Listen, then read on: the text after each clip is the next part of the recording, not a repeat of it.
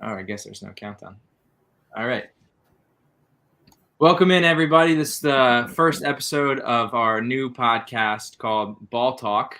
We're going to cover mostly all things NFL, fantasy related, whether it be dynasty or redraft or best ball or daily fantasy. We also will dabble into other sports such as NBA, maybe a little bit of baseball, maybe a little bit of golf, hockey, whatever we lead to, we'll get on that. But mostly football and basketball for now. I'm your host, Steven Brownholtz. You can get me on Twitter at sbrownholtz1. Currently, I am a Temple student, journalism student, and I write for the Fantasy Face-Off Sports Network. And this podcast is actually presented to you by the Face-Off Sports Network. You can get us on Spotify, Apple Podcasts, and I assume anywhere you can get your podcasts. But that's a little bit about myself. I'll kick it over to Jeremy. Jeremy, tell us a little bit about yourself. Yeah, so my name's Jeremy. I'm also a Temple student. I'm 21. I'll be a senior next year in the fall, looking to graduate with a marketing degree. So I've always been a big sports fan, like all my life. I'm a big Sixers fan. I grew up in Philly my whole life. And when I was 8 years old, I randomly grew up as a Minnesota Vikings fan. So that's my favorite team. I can go into that later. Love Adrian Peterson, love Brett Favre, all those guys. But yeah, so I'm a big sports fan. Don't have a Twitter, but my Instagram is my name, which is with 3 O's. And I'm looking forward to talking about sports, talking about fantasy football, and talking about whatever's going on. Yeah, I'm excited. What about you, Jake? Yeah, I'm Jake DeMonkis. I grew up right around Notre Dame, not too far from Chicago. My dad was a big Bears fan. I grew up as a Bears fan. Not as big of a fan of the Vikings legend Brett Favre, but you know, I liked him better on the Vikings and the Jets than I ever liked him on the Packers. So, anyways, I also kind of randomly grew up a Tennessee Titans fan because one of my first football memories was the Music City Miracle. I saw that happen, and I said, "Oh, I got to root for these guys." And they lost in the Super Bowl, but they gained a fan.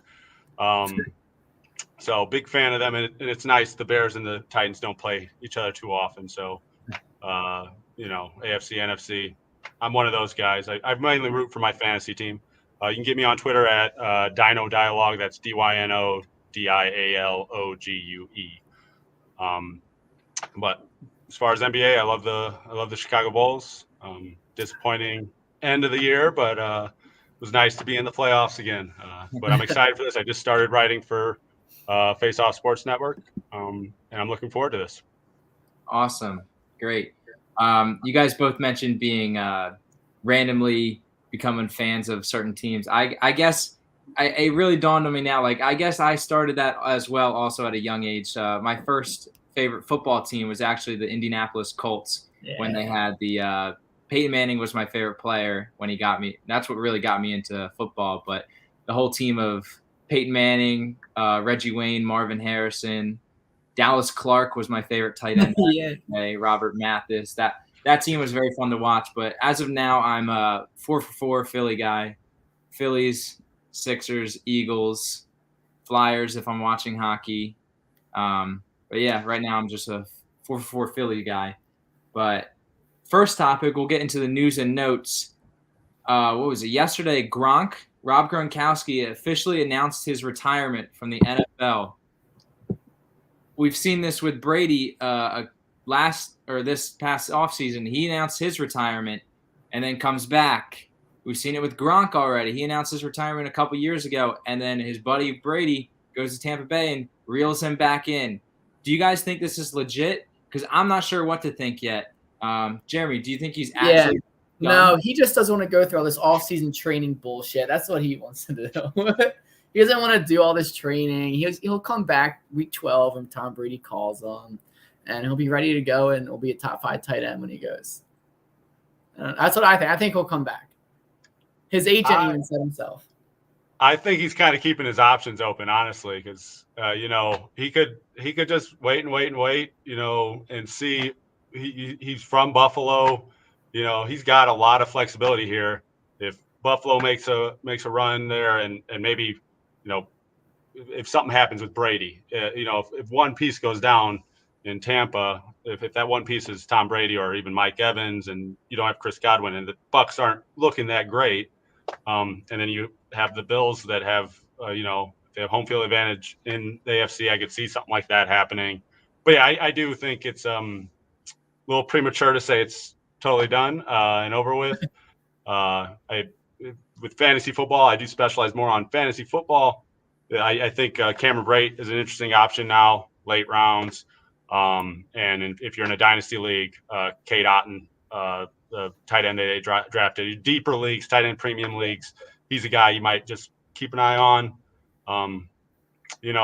Godwin's going to be down. You got Gronk now missing. You got Russell Gage, Cameron Brate. Those guys could really step up. And Mike Evans in the second round, back end of the second round, that's a great way to start your wide receiver core for your fantasy team. Agreed. I also am on the same line with Jeremy. I think Gronk is more done with all the OTAs, mandatory mini camps, practices, training. I think he's done practicing in the summer heat. I don't think he wants to do that, but I do think that he still has that urge to play in those big games, such as divisional games, playoff games, Super Bowls. I think he has that itch, and I just wonder if he doesn't sign by or come back by training camp or earlier in the year, like someone said week 12 or something, like around there. If I were a team, I'd be a little worried if we sign him around week 12. I mean, he hasn't been doing anything since last Super Bowl that we know of. Like, what shape would he be in? I don't know if it's you can really bank on Gronk becoming a major impact signing later in the season. But I guess for some teams, that's a risk they are willing to take. Fantasy implications from this. I agree with Jake. I think a couple months ago, I thought Cameron Brate was a good pickup if he was on your waivers. Just for free, just add him to your roster just in case something like this happens. I did that in a couple of my leagues. I also picked up Cade Otton as well. I tend to punt the tight end positions in almost every type of format I'm playing in, unless it's a tight end premium. But I mean, they cost you nothing back then, so it was a good pickup back then. They might be a little pricey now, but if you picked them up then, you're looking good. Just hold them unless someone offers you something crazy and overreacts. But I would not be surprised if Tampa Bay goes out and adds another tight end, whether it be someone who's still a free agent or via trade. I wouldn't be surprised. You have Cook out there, just had a nice year with the Chargers. Yep. Jared Cook. You have Kyle Rudolph is a name that I thought was kind of interesting. Former Golden Domer. That he hasn't had a great year, but if you have Brady throwing you the ball, you have the potential to catch 7-8 touchdowns. So that's all you need to be a back end tight end one. And then also old man Jimmy Graham, you never know. He could sign up one more time, and that's a big target for Brady. I wouldn't be excited about that, but if they sign somebody else, I'm more of just taking whoever's cheapest at that point. If Cameron Brate is the cheaper guy, the cheaper option in drafts, I'd take a dart throw on him. But I'm not as excited about anybody else, unless it's Kyle Rudolph. He's young enough where I think he could do something. With Graham or Cook, you might be looking at 6 games, 7 games. They might be really good, but then they're injured and you're back on the waiver wire looking for a tight end. So, yeah, I feel the tight end position, if you don't have one of the top tier guys, Kelsey, Andrews, Pitts, all those guys, like there's only so many people, and beyond that point, you're kind of just taking flyers regardless. If they catch a touchdown, you're happy. Like, that's kind of how it is. Right. So with those Tampa tight ends, Brady's likely to throw touchdowns at tight ends, and anyone who's the starter there can be a viable option for sure. Question: anyone have a hot take? Is Gronk the best tight end of all time? That's pretty easy. Does anyone disagree with that? Or I would say so. Yeah, I think so. Yeah. I think it's pretty much open and shut case. It's not, Yeah. I didn't know if anyone wanted to say, oh, well, Kelsey, it's not. No. I mean, Kelsey could still do something, but He can still do it. He's got some time left, especially with Right. Mahomes. But as of right now, I would say Gronk is the best tight end of all time. Tony Gonzalez was a dog. shout out to Tony Gonzalez. Yeah. Yeah. Tony G. One thing we won't agree on regarding legendary status is Stephen Curry. I know Jeremy and I disagree pretty heavily on this one, but the Warriors just won their 4th championship with this same core. Curry wins his 4th championship with Clay and Draymond and Steve Kerr. His first time finals MVP. Should be 2nd. I'll put that out there. Where do you guys rank Steph Curry all time? Jake, you got this. I want to see what you say. All right. So I was just looking over a few things here. And really, I think you got to look at just the past since in the 3-point era. So we're not talking about Bill Russell. We're not talking about Wilt Chamberlain. All respect to them, different era. Let's just talk about the 3-point era. I think really the top 3, you got to think Kareem, you got to think Jordan, you got to think LeBron. For sure. Whatever order, that's the top tier. We're not talking about that. He's not in that tier. That's clear. Yeah. And then you have the 2nd tier of greats of Magic Johnson, 5 championships. I think it's pretty clear he's ahead of Curry. Kobe Bryant, same thing. And then you have Shaq, who I think, although he only won 4 championships too, if you look at his final stats, you look at the individual accolades, you can't put Curry ahead of him yet. Yeah. I think it's close. And then you could also throw in there Tim Duncan and Larry Bird, right? Tim Duncan has 5 championships. He has 3 Finals MVPs. I believe it's 3. Might have that one wrong, but again, he has the individual accolades. You look at defensive. Curry's a great scorer, great shooter, best shooter of all time by volume, by efficiency. Not arguing that, but there's more to basketball, and you look at the defensive side of the ball. I give Tim Duncan the nod personally, and the same with Larry Bird. I think Larry had a shorter career, but and maybe this is just my Hoosier bias coming out. That Larry Bird's an Indiana guy, but he's. I think I would still have him ahead of Stephen Curry. So I'd say he's in the top 9 since the 3 era of the 3-pointer, and so I think he's in that space. And some people might have him ahead of Duncan. Some people might have him ahead of Bird, and I think that's fine. I think he's in that tier, that 3rd tier of. I think there's 9 guys. He's clearly ahead of Wade now. He's clearly ahead of a guy like Tony Parker, Isaiah Thomas. I think that at this point is put to bed.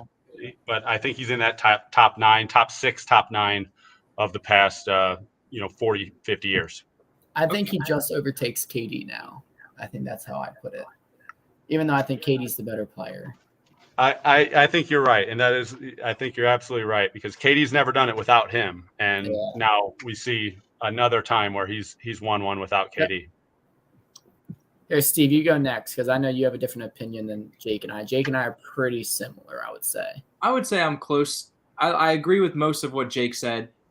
In that 6 to 9 range, I thought for sure he was top 10 even before this championship.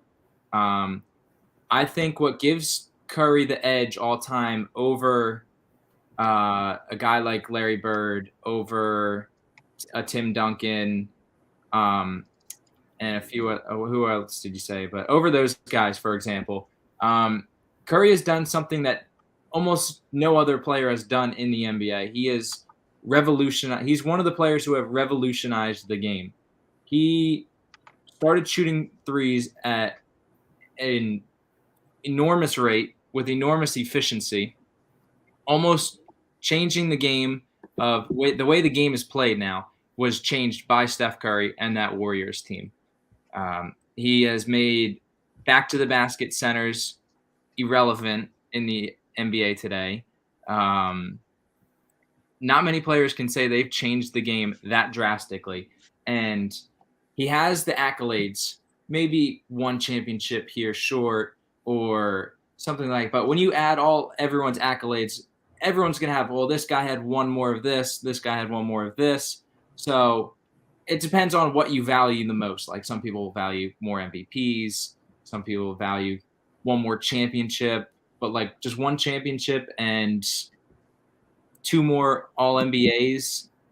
Do they? Where's the level where it balances out? And having the accolade to say that you revolutionized the game, I feel like that is almost more valuable than a championship when talking about the course of NBA history.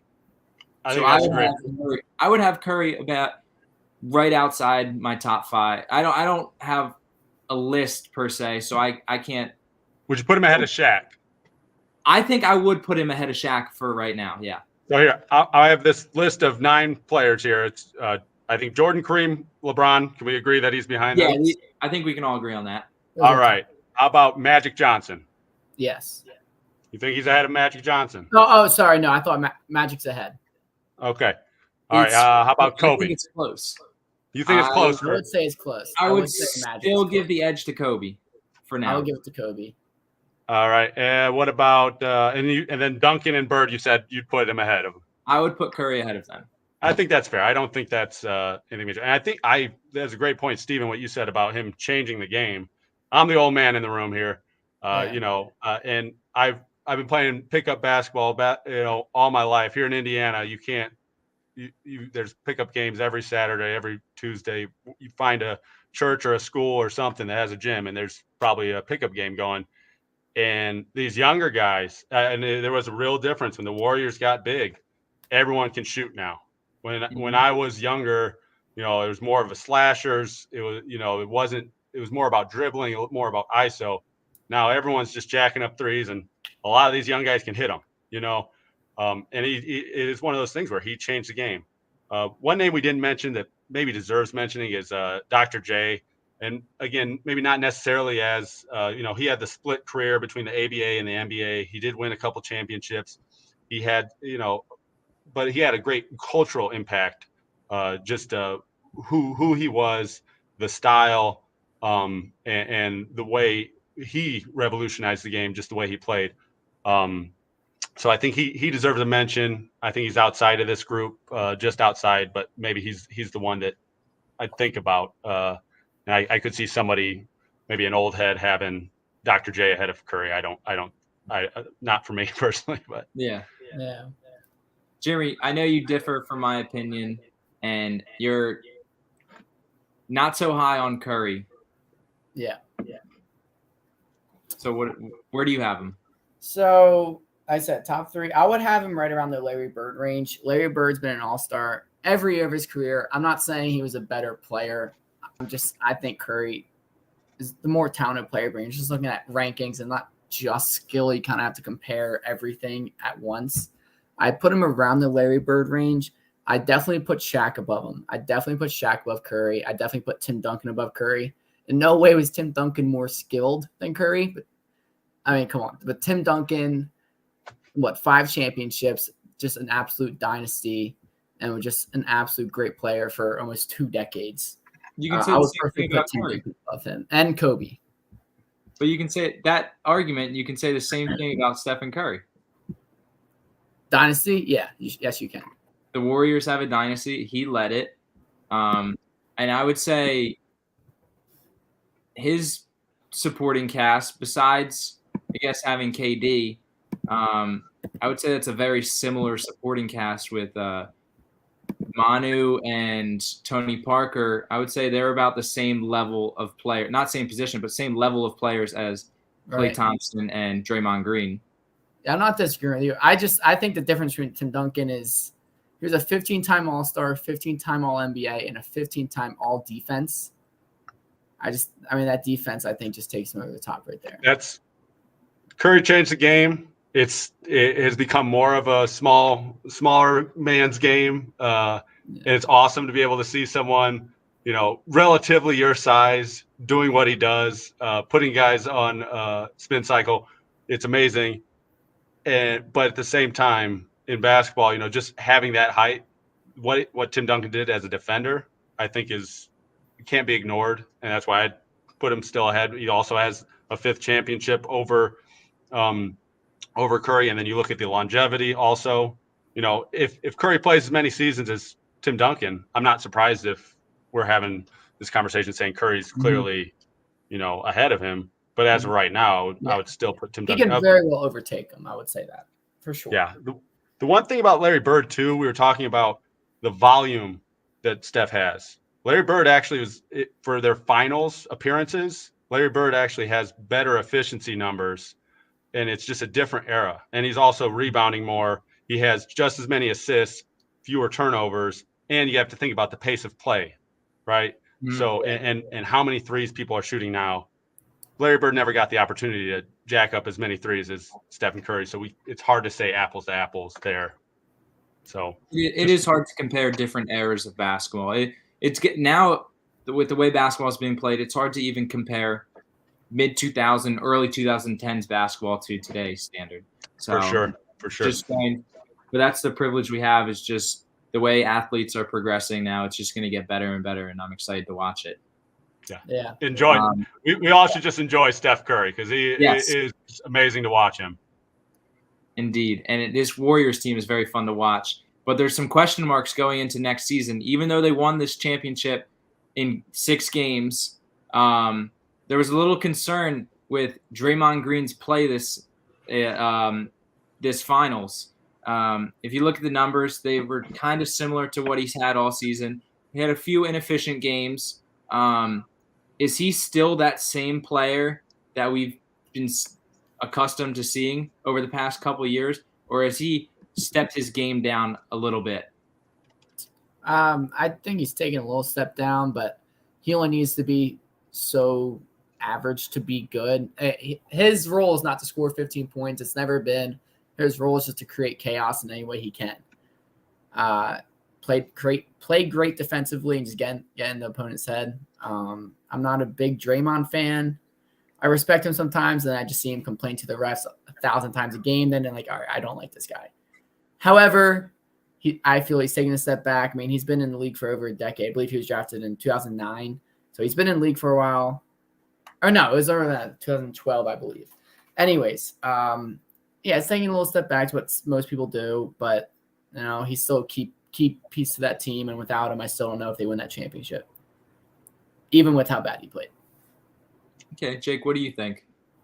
I agree with what Jeremy's saying here. There's always been so much talent around him. 2nd rounder, he was underdrafted. Bulls fan here. Tibbs really wanted Draymond Green. That's at least what the buzz was. And they didn't draft him, and then he goes on to have this, what I think has been a great career. Again, he's not a scorer. Everyone, he talked about it in the interview at the parade. That's one thing you got to love about when the Warriors win. You get the drunk Draymond interview, which is always, A+, this great entertainment. And he says, I'm paraphrasing a little bit, but people worry about points. People worry about the stats, but winners win. And that's all that matters. And he is a winner. He reminds me a lot of, the modern day Dennis Rodman is a comparison you hear a lot. I think he's an elite defender. He's not an elite rebounder like Rodman was. It's also different because Rodman came into the league so late. Draymond was a little bit younger. And it's just, they had that same ear. And that's, I think, one of the problems, like what Coop has the problem with Draymond. You're not a big fan of him because he is grading. That's his role on that team, is to be the irritant, to be the guy that is going to, bother the best player on the other team to, he's got that role. I don't think he's as good as Dennis Rodman, but in the same sense, he's also kind of like that Robert Horry role player. He's not going to score a ton of points, but he's been on really good teams. And there have been times where he's played well in big moments. I will say one thing that is a tarnish on his legacy for me, and maybe this is more Adam Silver, when he got suspended in that series against the Cavs where they Mhm. lost. He lost them that series. You know, that Yeah. 72 or 73 win season that they had went down the drain because he walked under, or he tried to stand up when LeBron was walking over him. I thought it was horseshit personally that they suspended him for a game. The NBA gifted LeBron that title, and I'm not trying to take anything away from LeBron. Fantastic player, and I get what the NBA was doing. They want the game 7, whatever. But that was a huge bonehead play. And I love the way Draymond Green plays basketball. I love that he does all the dirty work. That's the kind of guy you want to play with. But at the same time, he's got these bonehead plays. He did the same thing where he took the ball away from he wouldn't give the ball to KD and defer to KD. At the end of the game, they had friction. He kicks people in the nuts. There's a lot of different things not to like about Draymond. I don't think he's fallen off. I think he's the same guy he has been. It's just blown up because he's in the finals and because he has that personality. People want to see him fail. So when he does poorly, everyone's noticing. Everyone's making a big deal about it. And then with the podcast distraction, obviously. But I don't think he's fallen off. No. I just want to say one more really quick thing. I've said it before about him. It's that he can't make a bad team good whatsoever, but he can make a good team really good. Make a good team great. I agree with Jake. I don't think he's fallen off to the point where he's just not the same guy. I think I would say he's 80 to 85, almost up to 90% the same guy as he was in those early championship years. But there are some things that are unlikable about Draymond. As you've noted, we won't go over them again. The only thing I was concerned from, I noticed in this playoff run is Draymond has like he said in the parade, basically his role is not to score. He's doing the dirty work, the stuff you don't see. That's his role. Facilitate, play defense, and do the dirty work. But looking through it, I mean, 2 for 12 in game 1, 1 for 7 in game 4. I mean, he shot 5 for 10 in game 6. But for being a guy who said, "Yeah, I'm not here to score," he had a lot of inefficient games. Now I'll have to go back and look at all those shots whether they were end of the buzzer shot, like end of the shot clock shots, or if they were just bad shots, wide open shot. I don't know personally, but for a guy who says he's not really there to score the ball, he had a lot of inefficient games this postseason run, and that kind of worries me.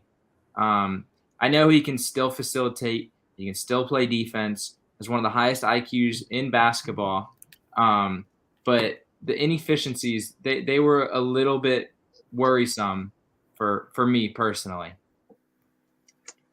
Yeah, one of the reasons I think people really don't appreciate Draymond too, because he plays with Curry and Clay, who have beautiful jump shots, and then every time he does anything, his game is just kind of ugly. Just aesthetically speaking, I'm not saying he's a bad player, but he shoots jumpers like he has a backpack on. Yep. You know, it's just not. It's all kind of ugly, and when you see that next to Clay and Steph, it's hard to look at him and say he's still a all-star player. He's a 4-time all-star, defensive player of the year, and there's two sides to the court, and he is doing the work on that other side. He's guarding different positions, so versatile, can play different positions. He's underappreciated. I think he's underappreciated really. Because he's not flashy. He doesn't look good. The things he does well even don't look good on the court. And it's a shame because I think he's a good player. Agreed. You said Draymond does the work on one end and then Curry and Clay are known to do the damage on the other end. Another player who's really emerged this season to do damage, to really help out that Warriors team is Jordan Poole. Played really well the entire season. And in half the minutes that Klay Thompson played, Klay Thompson was getting 35 plus minutes every game of this finals. Jordan Poole was looking around 18 to 25 minutes in the finals, and he was putting up almost the same amount of points in a way more efficient manner than Klay Thompson. Do you guys think that we'll give Klay a full offseason to recover? Because since he hasn't played in a while, and hasn't had an offseason in like 2 years, and do you think once this offseason will get Klay right and more consistent, or do you think if this continues, do you think Jordan Poole is going to overtake Klay Thompson in that starting lineup? I would say Jordan Poole right now. I think Klay Thompson, great to him. He's had 2 terrible injuries. He has taken a step back. It's hard not to with an Achilles and ACL injury back-to-back years. I think Jordan Poole is the better offensive player. I'm not the biggest Jordan Poole fan, but I do respect his game. Great player. Can make any shot he can.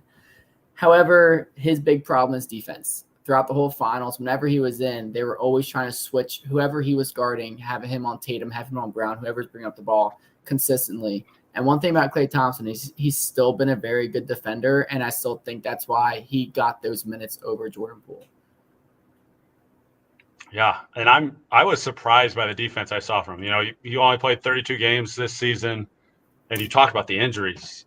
Just brutal stuff for such a great player. Really fun to watch. No one is more explosive, just in terms of just what he can do with the ball in his hands. He's gonna put up points. So I agree with what Coop said. Is that Jordan Poole, I think, is he's going to be more of be able to spell Curry, right? And okay, Curry needs a break. I can take over at point. He's got more of those kind of skills with the ball, as a ball handler. Whereas Klay is that classic spot up shooter, and again, great defense and better defense than Jordan Poole. Is younger. You'd assume at this point in their careers, he's got to be more athletic. But still, I think a lot of that too is just Jordan Poole's a younger player. Klay's been around for a little bit longer, and a lot of that is just that veteran savvy. Of knowing where he needs to be to stop his mark, right? If he's guarding Jaylen Brown, he knows where he's going to go. He's studied up the film. Where Jordan Poole, as a younger guy, doesn't have those reps yet. So I think they can coexist. I don't see it as a replacement. I see him more as like almost that tweener, a nice little in between, and with as small as the Warriors like to play. It's easy to just bump Klay up to the 3. I mean, anymore it's just positionalist, but you just bump Klay up to the 3, and Poole slides right in there at the 2. Yeah. And they still have Andrew Wiggins, and you got to keep in mind James Wiseman coming back, who still has never really played yet. I mean, who knows what he can do? That's a big question mark. They had another early draft pick too. They got Moody right in the draft this year. Yeah, Moody and Kuminga they've had. So if these guys hit, if you're looking at Wiseman, who was I think Wiseman still has a higher ceiling than LaMelo Ball. I know that's a hot take there. This is a little hot take. In terms of what his defensive potential could be, along with his offense potential, if he's healthy, that's a huge question mark, right? But I think he could be the American Giannis. The way he has shown that he can handle the ball sometimes in flashes. If he ever puts it together, you remember Giannis was young, super raw, took a few years to get it together. Wiseman wasn't quite that raw, but he has been injured. He's got size, he's got athleticism, he's got the pedigree. He was the #1 recruit coming out of high school. I mean, he could be really, really good and fit like a glove in that. Yeah. The Warriors want to go big then. They can just go big, stick him in there. And, a lot of these pick and rolls are going to be the lobs. And we're not seeing that. The Warriors don't have that guy that can come from over the top like a James Wiseman. If Wiseman can play that role, this could be another little run for the Warriors, and that's not even talking about what they could do in free agency, in the offseason trade market, and if they want to flip Wiseman and a pick or do something like that, they could get real creative. And remember when they signed KD, It sounded real stupid early in the offseason, right after that champion. Oh, well, no, that wouldn't happen. You got all these names in free agency that we're going to talk about, and this could be just another run, and the Warriors reload, and we're looking at another 2-3 championships for the Warriors. Yeah, for sure. It's a good problem for the Warriors to have with all these players. Yeah. Switching sides to the other team in the finals, the not so fortunate team, Boston Celtics. I mean, maybe I'm a little biased. Jake, you'll learn I despise everything Boston. I thought despise everyone everything did. Boston and everything New York. I don't like any of the teams. Doesn't matter. Any sport, I despise them. So I may be a little biased. But I am a little worried if I was a Boston fan if they are going to get back to the finals anytime soon. They have a nice young core. They're all under they have 13 of their 15 guys under contract for next year. Wow. The only guys not under contract, Nick Stauskas, Luke Cornett, and some other guy who does not get any minutes. So they got their core locked up. The only thing I'm worried about is these past couple years since this Jason Tatum and Jaylen Brown era, it's always locker room issues. There's always talks about locker room chemistry issues, bad locker room issues was the talk for a while. And they finally overcome all of this. And because every year something was wrong, they were never playing up to their standards. They finally clicked this year, whether that be the coaching change. Maybe that's what will keep them on this narrow ship. But get to the finals, win game 1 in Golden State, which I thought was huge. I thought Golden State was a lock to win at least game 1. I was like, okay, maybe Boston can steal one, but I thought Golden State was going to win both at home. When Boston wins game 1, and they stole that game from the Warriors, I thought, wow, they have a shot at this because I thought as deep as the Warriors were, I thought the Celtics had a better team, more athletically. Maybe not as skilled, but I thought they were the more athletic, bigger team. And when they go up 2-1, I was like, yeah, Golden State's in real trouble here. And then I guess Golden State showed their veteran prowess and their experience there and ran away with it. I'm a little concerned. I don't know if Boston's ever going to get back here. Going up 2-1 and losing 3 straight. That can be demoralizing, especially for young players like Tatum and Brown. What do you guys think? Do you guys think this is it? Are you not as worried if you were a Celtics fan? Because I personally would be a little worried. How about you, Jake? Well, it's funny you had that reaction after game 1. I had the exact opposite reaction. I ran to my app, my sports book app, and I was seeing, okay, I can get the Warriors at plus 160, and I put money down on that because I liked the value at that point. And the way that the Warriors lost that game, I just thought, they're gonna, they're not just gonna lay down. They know they should have won that one, and I didn't think they were the better team and the more experienced team. I mean, Tatum's 24. He's made it to the finals already. You look at, this Warriors team, they didn't make it to the finals. I think Curry was 25 or 26 the first time they made it to the finals.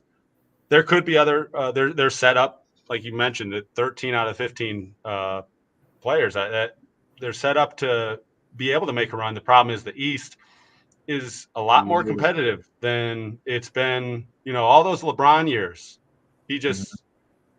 I'm not a LeBron hater, I promise, but he just walked to the finals because okay, I am a LeBron hater. I'm a Bulls fan. He's beat up on my team for 2 decades. But I'm not disputing his greatness, but the East used to be a lot weaker. Now you look at it, you've got the Nets, and the Nets are in flux. They could be a lot worse next year, but who knows? They have options. They could re-up the free agents, but I don't. I think it's a lot tougher with you got the Sixers, you got the Bucks, you've got the Bulls, you got the Heat, and you just don't know what it's going to take for these guys to get to the finals. Now, you saw it with the Bucks. I thought they were had a good shot of coming back to the finals. and they get beat up against the Bulls early on. They took care of business, but Chris Middleton came out of that injured, and you just don't know. But I mean, Tatum, he's only 24. Their core is very young. You look at Vince Carter, played 22 years in the league and never made it to the finals once. And he was a great player. He was on that level of where I think Jason Tatum is now at one point in his career early on. So it could unravel. But I tend to think in the next 5 years, 10 years, they'll get another shot at it. And we'll see. We'll see. Yeah. I would say, well, I'm saying it right now for 1 year from now when we're talking, I'm putting on record saying that the Milwaukee Bucks will win the 2023 NBA championship. So I'm not mark that down. Mark that down. Yeah, mark it down. A lot better today. They got Jeremy Grant. Yeah. That'll do it for them. That's the difference. They were up 3-2 against Boston. They lost, but I mean, they were without Chris Middleton, like you said. I just think Giannis is probably the best player in the league. I think he's the best player in the world right now. I really do. I'm with you there. With Middleton, with Drew Holiday, with that shooting around them, the inside presence, Lopez Portis. I think they'll win, regardless. We're about the Celtics. Do we think we'll make it back? Obviously, I don't think they will next year, I'll say. I see the Bucks as the favorite for the next few years to come with that roster. I don't know. I am just so back and forth on the Celtics, on Jason Tatum and Jaylen Brown. Sometimes I watch Tatum like this guy can be one of the best players I've ever watched. And sometimes I watch Jaylen Brown like, wow, this guy is just so good. But then they just make so many bonehead plays I just can't understand. They make so many turnovers. Again, maybe that's just inexperience. That was the first time in the finals. So maybe it comes along throughout their career. Maybe they can add an extra third piece. Marcus Smart made great strides throughout his career. Credits to Marcus Smart. I've actually grown to kind of like Marcus Smart a little bit. Not too much, but I respect him. But if he's their third option on offense, and that's just a big drop-off from Tatum and Brown, and you go down to Marcus Smart, if they get a third option, kind of what the Bucks doing with Drew Holiday a couple of years ago, I think that could be something where they could then be real contenders for an actual championship. Yeah. Okay. Go ahead, Jake. Yeah, real quick. The Bucks right now are plus 800 to win the championship next year. If you're interested in that, Boston is actually at plus 650. Brooklyn is also ahead of them. So I think, some good points. The other thing about Tatum is Boston wouldn't have been there if it weren't for him. This guy was the Eastern Conference Finals MVP. First Larry Bird Trophy winner is Jason Tatum. And did he have a great series in the finals? No. Would they have been there without him? No. So it's tough to fault him too much. First team All-NBA. Agreed. But now for next year and every year after this Celtics team can't rely on the excuse of, oh, well, they're very inexperienced. Because I would say it's a weak excuse for now, for this season at least for Jaylen Brown and Tatum and Marcus Smart, Al Horford. These guys have been to the playoffs every year now. I mean, they took Tatum in his rookie year, got Game 7 experience in the Eastern Conference Finals against LeBron. I mean, it almost doesn't get any bigger than that. Now they all have finals experience. They've been in the playoffs for the past 5 years now. They've had a bunch of big games. How many times are they going to be able to say, oh, they're inexperienced, they're very young?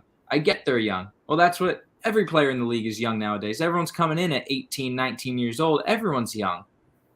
By the time you're 23, you should be experienced, just like Tatum has been. Tatum should be the most experienced 24-year-old in maybe basketball history. So I can't give them that excuse anymore. And I guess you could say it's their first time in the finals. Finals are a bigger stage than anything else. But now it's put up or shut up from now on. Because they can beat the best team. Their run this postseason was one of the most impressive runs maybe ever. Going through the Nets, going through the Bucks, going through the Heat, and then going 6 with the Warriors. That's pretty impressive. but there was a lot of games. There was a lot of great games in that run for Tatum and Brown. But then there were a lot of just bonehead, like Jeremy said, boneheaded game or plays here and there in crucial time. And I'm just worried for the Celtics and Tatum if they can take that next step to be more consistent and play better when the lights are on. So Horford might have too much experience at this point.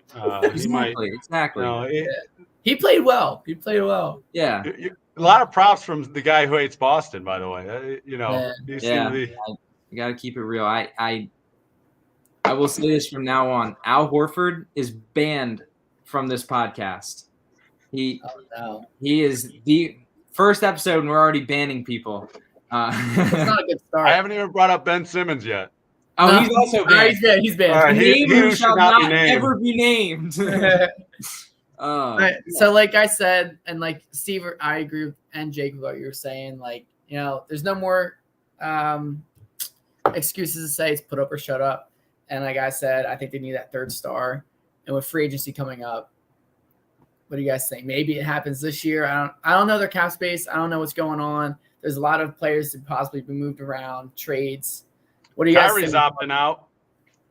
Kyrie situations. That's crazy every year. Something different. Now that Jeremy said it, we'll shift into our free agent talk. I gave them a list of the top 8-ish free agents, give or take, what their contracts are like, and I told them I want them to give their dream landing spot in free agency. So I went first. I went on but I think it was CBS or I don't know, ESPN maybe, and looked up their top free agents. Number 1, Kyrie Irving. Like Jake just said, he's gonna opt out. He's gonna look for a max contract. There's reports the Nets are iffy on giving him that. Where do you have Kyrie? You said dream spot. Who wouldn't want to see him in a Lakers uniform besides fans of teams who are scared to play the Lakers? To see him and LeBron back together, I think so many basketball fans, just in general, would love to see that and just see how it works out. However, that may work out. I know he would make less money with LA. However, anything might work. I think it'd be cool to see dream situation. I think that's what it is for many basketball fans. Okay. Jake, what do you think? I agree with Coop here. It would be a lot of fun just, again, as a basketball fan, to see that narrative, that storyline form of Kyrie coming back with LeBron. Obviously, they'd have to do something with Westbrook. I don't know how many first-round picks they've traded down the line, but you're not going to unload that Westbrook contract without giving something else up. Mm-hmm. So that is a dream scenario. I think Clippers probably more likely to just pick something different. I think the Clippers, and again, I'm for all of these guys. I'm saying let's not count out the Warriors. I could, this front office has been doing it for so long, and honestly, it just reminds me a little bit of that KD situation. There's all these really good names out there, and I wouldn't be surprised if a vet took a pay cut for 1 year and said, "Hey, let's go win it. Let's run it back, win a championship." DeMarcus Cousins did that. Yeah. I think the dream scenario I would like to see Kyrie go back to the Nets. It sounds boring, but I feel like we haven't really seen him with KD at their full potential. I mean, at least the big three that was supposed to be with Harden, Kyrie, and KD. We saw that, 10 games at their full strength? Yeah. So I don't know how many games Kyrie and KD have played together, but I want to see them full health, just go out in the playoffs. No restrictions on Kyrie. I want Kyrie to be able to play every game, and I want to see what that team can do. And I also like the narrative when I like the Kyrie and Boston rivalry. That it makes me happy when two of my hatred rivals are fighting against each other. It's like, that's why him going to the Lakers makes it even better, because Lakers Celtics rivalry. Yeah, but the Lakers, I just don't I care don't about see it happening. the But Lakers. Personally, for me, the Lakers, the past almost 10 years now, it's just like I don't care about you guys. You guys, you won your Mickey Mouse championship. You can be happy with that. So far, we've taken away 2 of LeBron's championships. Keep it tally here. The one where Draymond got himself taken out, and now the The Mickey bubble Mouse championship. All So right. now, if we're keeping count, I think that means Curry's officially ahead of LeBron. So in this I think podcast. Yeah. that I am right, and Curry is now number 1 or number 2, right behind Jordan. Okay. The next free agent on this list, Zach LaVine. Jake, he played for your Bulls this season. I'm sure you were very impressed and don't want to let him go. I love LaVine's game. I was a big fan when he got drafted and we was on the T-Wolves. I didn't think at the time I thought Wiggins was better. I think everybody did. But I was a huge fan of LaVine. Maybe it was just because of his bounce, but I also thought he had a silky smooth jumper, and he's really developed that. Personally, my favorite landing spot would to see him in LA, bring a little bit of showtime back to the Lakers with those flashy plays. And I really think that would help LeBron lighten the load, give him another capable ball handler, and that can go score playoff ball. I think that would be a great spot for LaVine and the Lakers. And I think there's mutual interest there, I think. It'd have to be a sign and trade. That's Yeah. the one thing, and then you have to find someone to take Westbrook. I think it'd be a 3-way Yeah. trade The Lakers to make get that anybody happen, because I don't think the Bulls are going to want Westbrook back. Not in the position they're in right now. They seem like they want to win. Yeah. Jake, where's your dream? I think I know where you'll say, but where's your dream LaVine scenario? I'd like to see him back in the Bulls, obviously. If I have to pick somewhere else, he's I believe he is a Cali kid. I wouldn't be surprised to see him go somewhere else, like the Clippers or the Lakers. And I think that's just the most appealing landing spot for any of these young guys. The weather and everything. LA is the place to be. But I mean, I don't know. I wouldn't be surprised if, depending on what happens with the Nets, I could see them trying to make a move. There's just so much in flux. But I'll throw out the Clippers as a dark horse. After I think the Bulls will take care of business and re-sign him after this past year. I've been seeing that reports are saying that he'll likely sign with Chicago. Mm-hmm. That's what I don't think they're messing around. They're just going to give him. Yeah. Give him Now, Jake, being a fan of Chicago and you want LaVine back, are you happily going to give him the max contract, everything you guys can offer him? At this point, I mean, I've been a Bulls fan for a long time, and I remember the big LeBron free agency, and he was supposed to go to the Bulls. The Dwayne Wade was, the Miami Heat dynasty that happened there in 2011 on. That was supposed to be the Bulls up until the announcement, the decision. I don't think they can afford to really say, oh, we'll just find someone else. Free agents don't tend to want to come to the Midwest, especially these guys that are unrestricted and they can pick where they want to go. They like to go to the coasts, a little more action, a little more fun. And I get it; they're young guys, but I think they have to, especially with this new front office, they want to retain the talent they have. There's talk of them maybe making a move for Gobert. I could see that. I think Vucevic is probably on his way out. I wouldn't be surprised to see him get moved. Mm-hmm. And there's going to be some kind of mix-up, but I think LaVine is going to stay. Jeremy, did you give your location yet? I can't remember. For LaVine? Yeah. Chicago. I'd like to see him in Chicago. I think Chicago's actually a really good team. Lonzo Ball's hurt. And Lonzo Ball's not the greatest player of all time, but really good defender. I just think they're missing that. Him, DeRozan, LaVine, Vucevic. I mean, you're more of a Bulls fan than I am, obviously. But, I mean, those 4 core players I think are really good. I'm a fan of Kobe White. I like Kobe White off the bench. Those types of guys. I think Chicago's a good team. I would like to see them try and run it back. Another good guard piece they have there. Yeah. Next free agent on the list, Bradley Beal. He also has almost the exact same player option. I think it's maybe $200,000 less than or more. I can't remember than Kyrie, but he's most likely going to opt out and look for a max contract in somewhere other than Washington. Reports say he does love Washington, but there's nothing really there. Where do you have him going, Jeremy? As a basketball fan, I don't think any basketball fan besides Wizards basketball fans want to see Beal in Washington. Mm-hmm. There's no one there. It's a waste of talent. Beal's an amazing player. Would love to see him on a contender. I would like to see him. Let's see. I mean, I don't like Boston, but I was just saying that third player, I think that would fit perfectly, something like that. Make them real contenders. That would be dangerous. I'm a Sixers fan. If we could somehow do a James Harden deal, I'm not a Harden fan.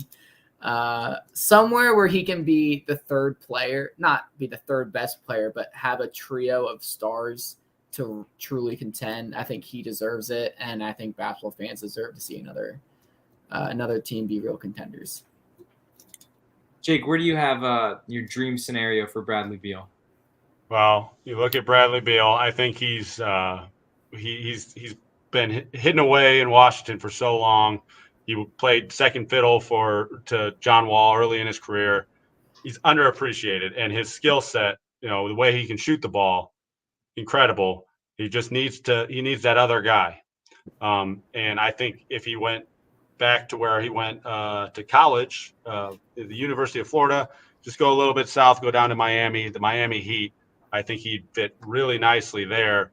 Obviously, they might have to make something work with the money, but I think that would be a nice spot for him, where Jimmy Butler's taking care of the other team's best perimeter player, so Beal doesn't have to guard him.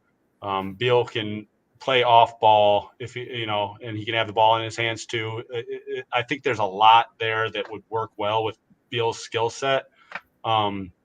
So that's I think would be a nice spot for him. And again, there's familiarity in the area. There's a lot of Florida fans that know Beal's name and would be happy to see him in a Heat uniform. For sure, for sure. I would like to see Bradley Beal, like Jeremy said, I want to see another contender. I want to see another team get another star to assist for a younger player to see if they can get over that hump.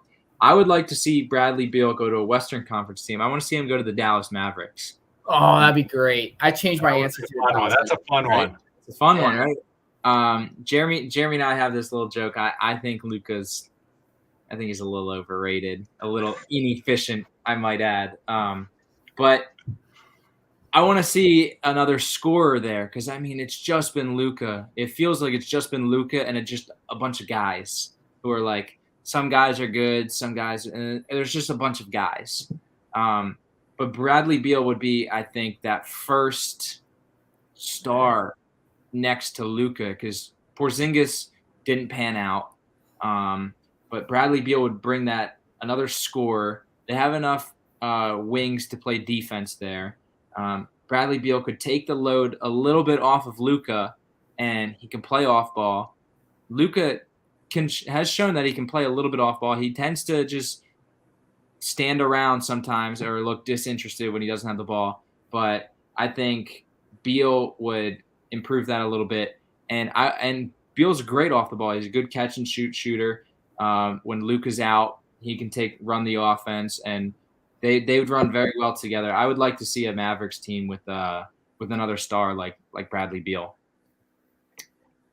And that could be a next generation Curry Thompson there with Luka and with the way they both shoot.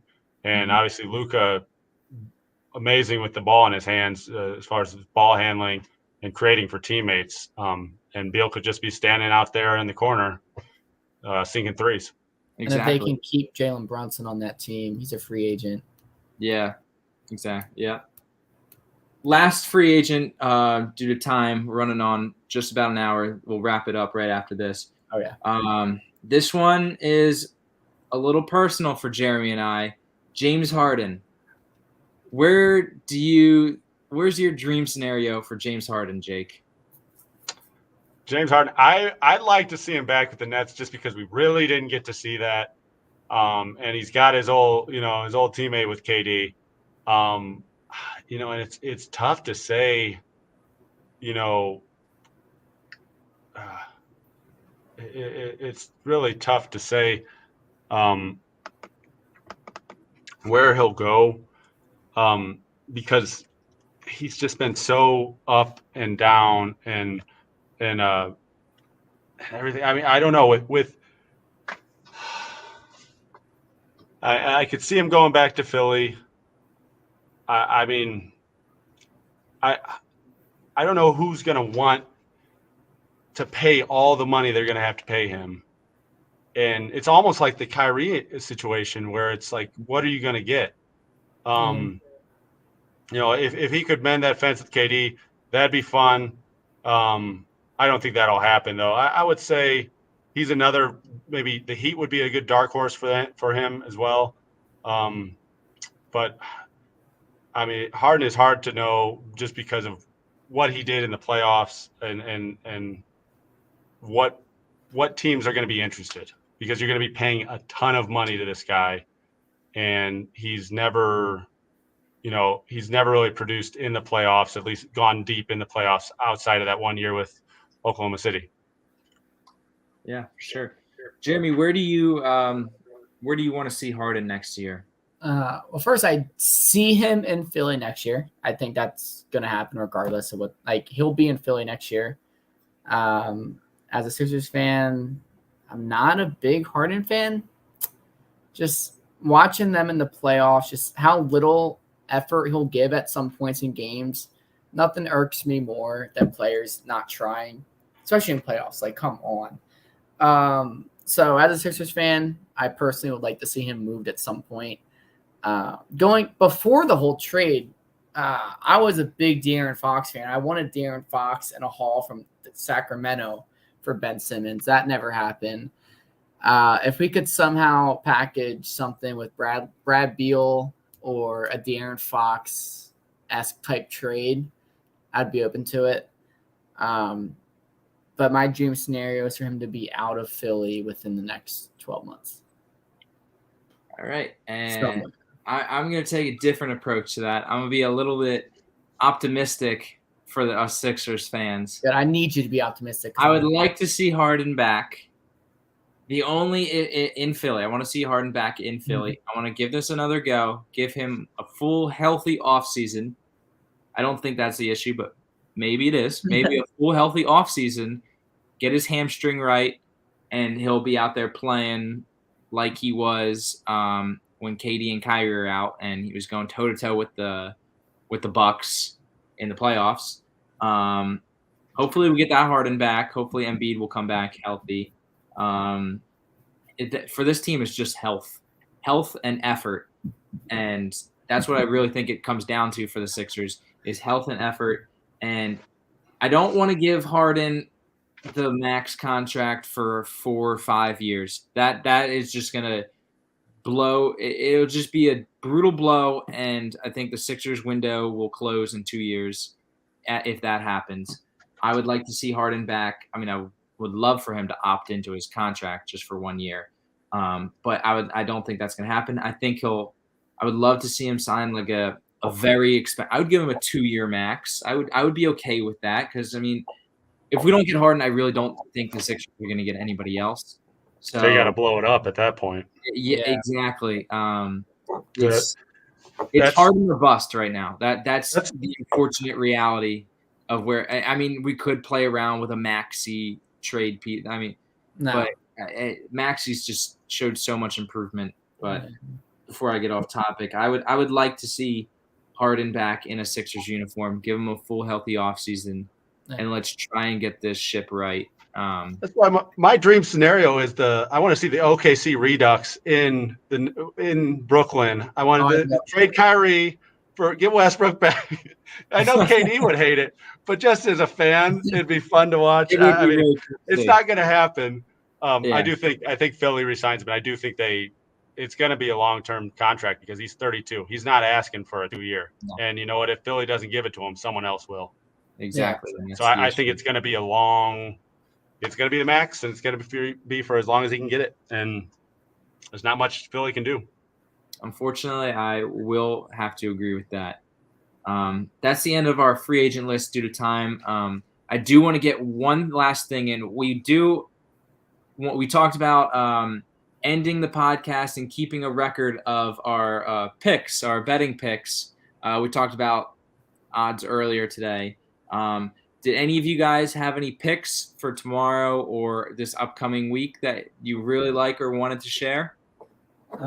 As we're recording this, the Stanley Cup Game 4, Lightning Avalanche up 2-1 is going into overtime. If you see my eyes going up, it's because the TV's on right above the screen. They're going to overtime, and I have Lightning money line.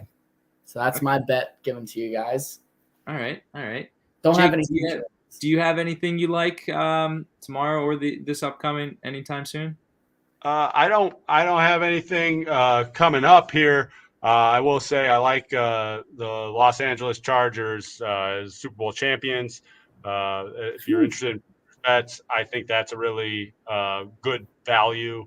I'll have to see what exactly they are, but they're pretty far down the list.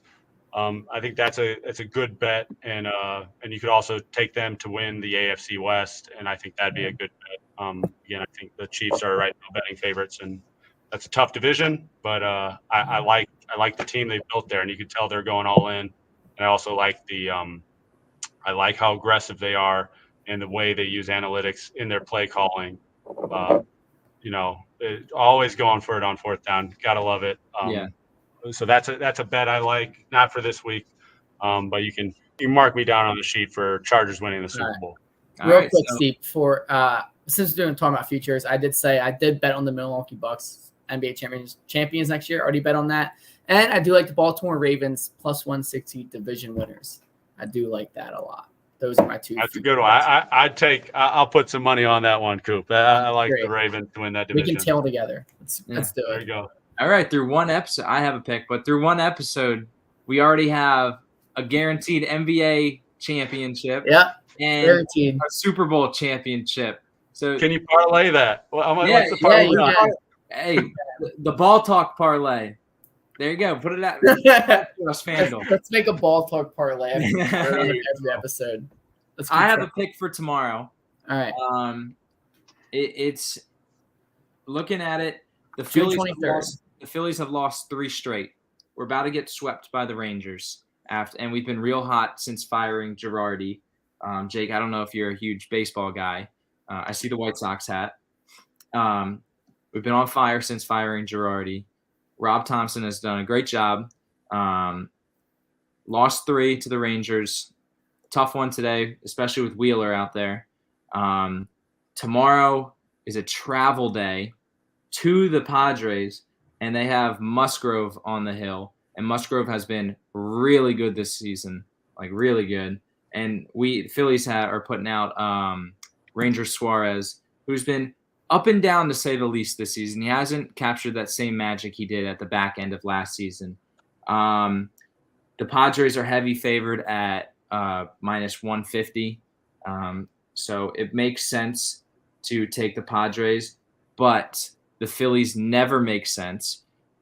In a game they should always lose, that always points to them losing. They always win those games. So therefore, I'm going to take the Philadelphia Phillies money line tomorrow as underdogs at plus 135. All right. Let's roll with that. Just go against the logic, because that's how the Phillies work. All right. And now that's everything for today. Great conversation with you guys. We'll see you guys on episode 2. Any last words? This is a great episode. I'm so happy to do this, guys. Yeah, for sure. Thanks for having me. Appreciate it, guys. Yeah, thanks. Awesome.